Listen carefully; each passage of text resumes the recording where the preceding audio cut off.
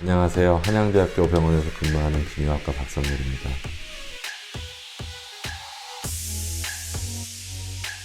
전립선염이라는 거는 말 그대로 전립선에 염증이 생긴 걸 말합니다. 전립선 비대증 같은 경우에는 60세 이상에서 호발하는 걸로 되어 있지만 전립선염은 상대적으로 조금 젊은 청장년층에서 잘 나타나고 있습니다.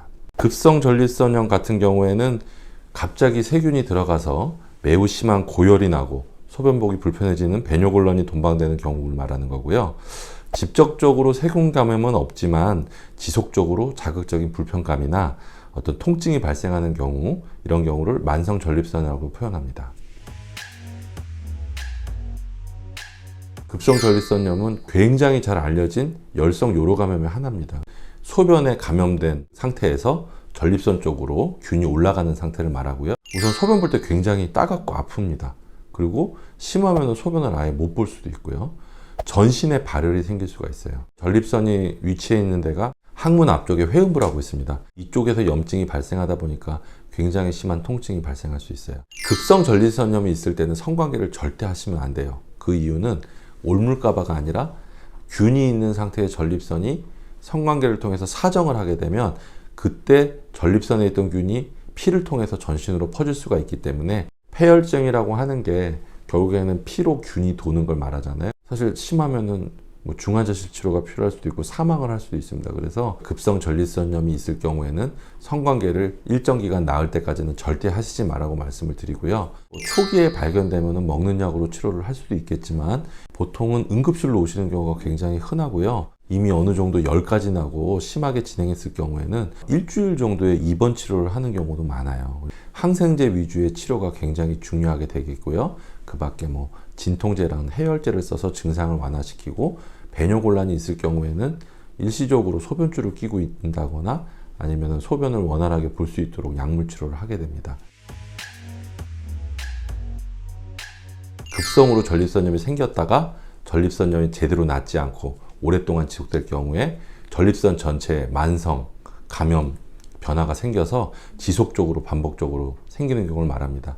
그래서 원인을 하나로 말할 수는 없지만 반복적인 감염이 동반됐고 그 상태에서 소변을 오래 참는다든지 사정을 오래 참는지 할 경우에 소변이 거꾸로 올라가서 감염이 생기는 경우가 흔합니다. 염증 반응이 오랫동안 지속되다 보니까 주변의 조직들이 다 염증성 질환으로 바뀌게 되고 골반 안쪽으로 굉장히 다양한 통증이 나타납니다. 음경 또는 음낭, 회음부 이 부분에 있어서 여러 가지 다양한 증상이 나타나게 되는데 말로 표현할 수 없는 불쾌감, 불편감 또는 누가 음경이나 고환을 꽉 잡고 있는 것 같은 그런 불편함으로 표현하시는 경우가 많아요. 기분이 더럽다 이렇게까지 표현하시는 경우가 있는데 그래서 꼭 전립선염이라는 게 통증으로만 오는 게 아니라 어떤 불쾌감이나 불편감으로도 올 수 있기 때문에 이런 본인이 평상시 느끼지 못하시는 성기 주변, 회음부 주변에 불편감이나 불쾌감이 있으면 한 번쯤 의심해 볼 수 있습니다. 만성 전립선염 같은 경우에는 증상이 상당히 모호하기 때문에 지속되는 게 아니라 생겼다 안 생겼다 그러거든요. 그래서 경우에 따라서는 병이 있는지도 모르고 오랫동안 지속하시다가 병원을 방문하신 경우도 많아요. 상대방 여자분한테 만성 전립선염이 있다고 해서 균을 옮기거나 성병같이 이렇게 옮아갈 수 있는 그런 거는 없고요.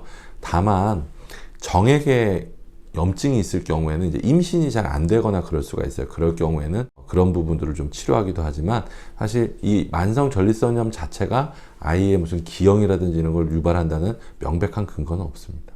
우리나라에서는 사정을 참으면 되게 좋은 걸로 알고 있는데 사실은 억지로 사정을 참을 경우에 전립선의 압력이 올라가면서 원래 있던 감염된 소변이 전립선까지 거꾸로 올라가는 경우가 있어서 비뇨학과 의사들은 사정을 오래 참는 것을 절대 권하지 않고요.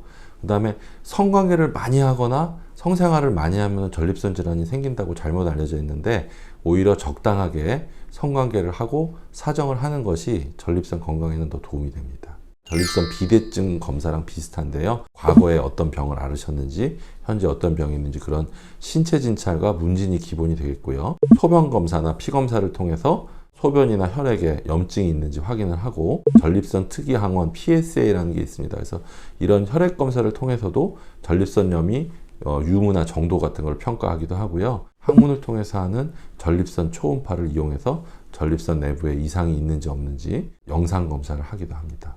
필요에 따라서는 항생제도 쓰지만 진통제, 소염제, 전립선 비대증이나 배뇨곤란에서 쓰이는 여러 가지 약제, 근육이 뭉치거나 이럴 때 쓰는 근이완제 같은 다양한 약제들을 쓰기도 하고, 경우에 따라서는 심한 우울감이나 불안감이 동반되는 경우도 있어서 그럴 때는 또 정신과적 치료를 같이 받기도 하고, 굉장히 증상에 따라 다양한 치료를 하는 게 만성 전립선염의 치료입니다.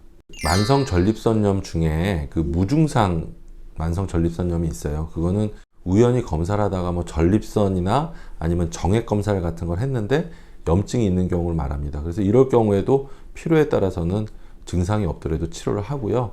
그렇게 심각하지 않은 경우에는 그냥 관찰하기도 합니다. 요로 감염이 발생되어 있는 상태에서 소변을 너무 참거나 장시간 같은 자세로 앉아 있을 경우에 전립선 주변에 압력이 올라가게 되거든요. 그러면 이 감염된 소변들이 전립선으로 거꾸로 타고 올라가게 됩니다. 중간중간 자세를 바꿔준다거나 스트레칭을 하는 것이 좋고요. 평상시에는 요로 감염이 생기지 않도록 충분한 수분 섭취를 하는 것이 중요하고, 요로 감염이 의심될 경우에는 병원을 찾아서 충분한 항생제 치료를 받는 것이 무엇보다 중요하고, 적절한 치료를 받아서 만성으로 발전하지 않도록 하는 것이 중요합니다. 전립선 주변에 온도를 좀 올려주면은 혈류가 좋아지면서 증상이 완화되는 경우가 있는데, 반신욕을 평상시에 하시는 것이 전립선 건강에 도움이 됩니다.